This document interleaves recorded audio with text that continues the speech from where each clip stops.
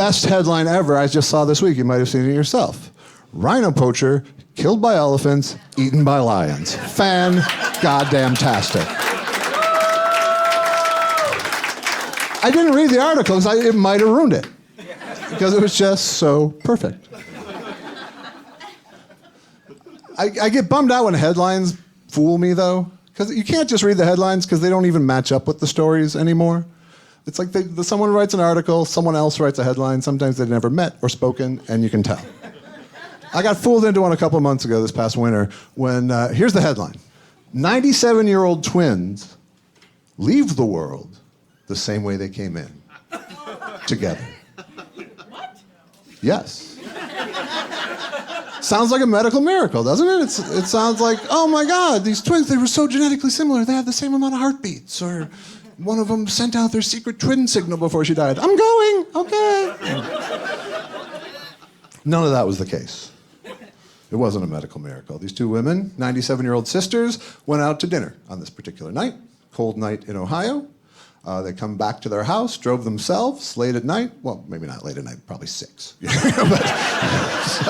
but after dinner. One of them slips on the ice. She falls. She can't get up. In fact, she may have said something to that effect.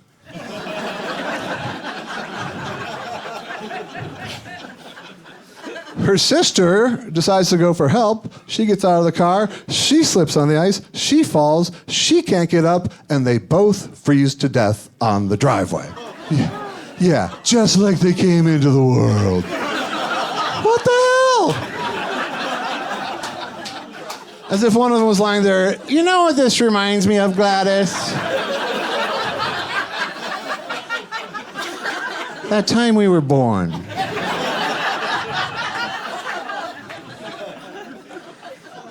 And they interviewed people, people who knew the sisters and family members, and it's like everyone they interviewed was just so enthralled by the fact that twins died at the same time. It's like they only read the headline too. One of the daughters says, well, it was meant to be.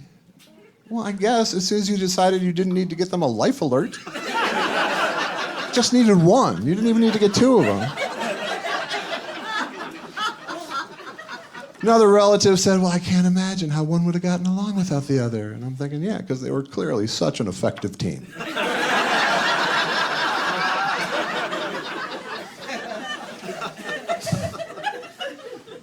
Sometimes the headlines are underwritten, and you almost skip over something amazing. I saw one that just said, pastor dies during service. I thought, well, that probably happens. And the only thing that kept me around was that it was Waco, Texas. I was like, all right, I'm in.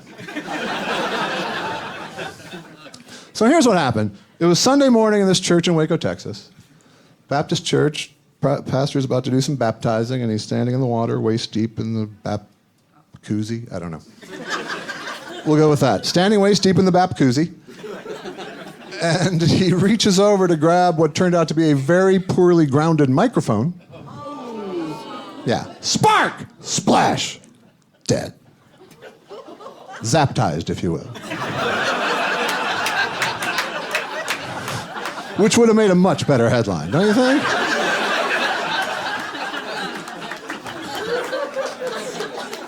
But really what the headline should have been is this: miracle occurs in Texas. Think about it. When's the last time anyone went into a Southern Baptist church and got a science lesson?